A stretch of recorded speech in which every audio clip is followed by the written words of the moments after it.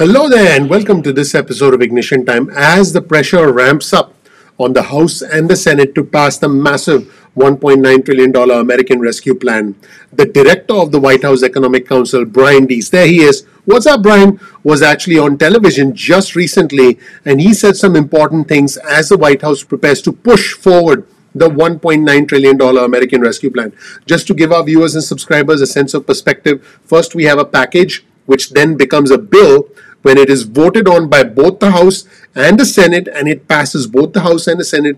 Then it goes to the president's desk for signature, and when President Biden signs it, that's when it becomes law. So you have a package that becomes a bill. And by the way, this bill is almost ready and it's going to be voted on in the House today. I was the one who broke the news about the 591-page American Rescue Plan on our channel. I did release a video talking about the bill and I broke it down for our viewers and subscribers. So once this bill goes to the president's desk for signature, which is expected to happen before the 14th of March when the current unemployment benefits end, that is when it becomes law. At the moment, the White House is continuing its public relations campaign, its pressure campaign, if you will, using all available officials, not only President Biden, but also Vice President Kamala Harris, the U.S. Treasury Secretary Janet Yellen, and the director of the White House Economic Council, Brian Deese. In brand new comments on Bloomberg, Brian was asked, hey, is this stimulus package too big? Because he was asked to address the concerns from other economists about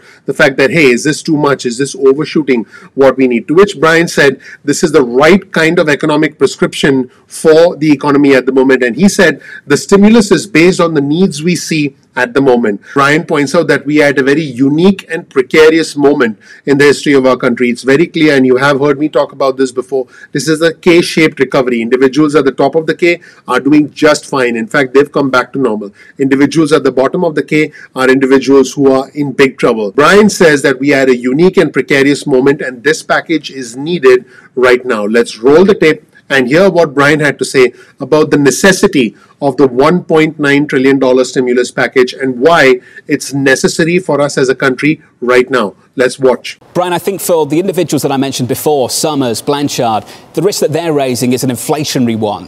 What gives you the conviction that that's not going to be an issue? Well, it's a risk that we're keeping our eye on, and certainly it's something to consider.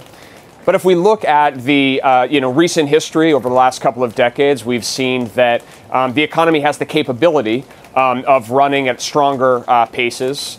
And we think that the tools exist to manage those risks as we go forward. We can debate different ways of measuring the output gap, measuring the risks associated with this particular crisis.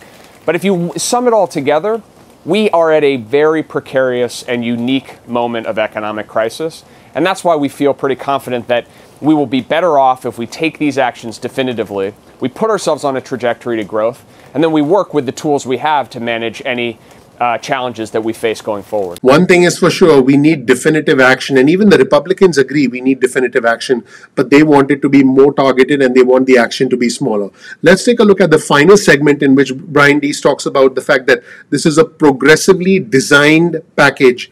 These are his words. This is a progressively designed package to help those who need it the most, specifically the bottom half of income earners, because there are income thresholds for the stimulus checks, and the unemployment money will go to those who are unemployed. So in other words, this will go to the bottom half of income earners. In other words, if an individual is employed, they are not going to get as many benefits. And if an individual makes more than a certain amount of money, then they will not get the stimulus checks. Let's roll the tape and hear from Brian Deese as he emphasizes that this is, I quote, a progressively designed package to help the bottom half of income earners. Let's roll the tape and hear from the director of the White House Economic Council. Many people in the administration have been keen to stress that this is about aid, it's about relief, it's not about stimulus. And I think a question many people have had, Brian, is how giving a cheque to an individual that earns $75,000 a year should still be considered aid, relief, and not stimulus. What makes that relief? What's that line between relief and stimulus? If I have a job and I earn $75,000 and you send me a $1,400 cheque, why is that relief? What is it relief from? Well, I think you need to look at the package in its entirety. And if you look at the combination of the direct payments that you're discussing, unemployment insurance extension, and then targeted support to the lowest income families with children, essential workers without children, in the aggregate, this is a very progressively designed package to provide aid principally to the bottom half of the income distribution.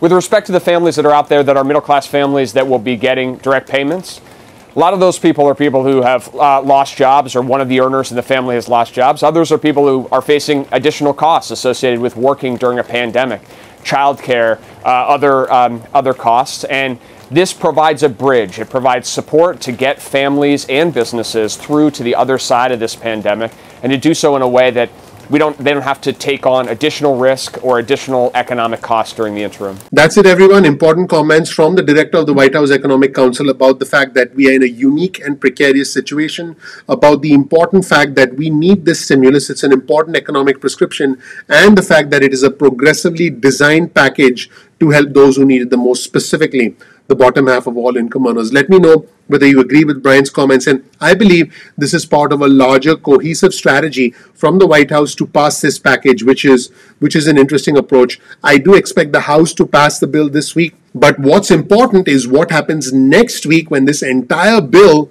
goes to the Senate. I expect some changes to be made in the Senate. I expect a lot of senators like Rand Paul. There he is. What's up, Rand? And your best friend Rick Scott from Florida, who hates more stimulus, who I expect them to go on TV and say, oh my God, this is horrible, this is terrible.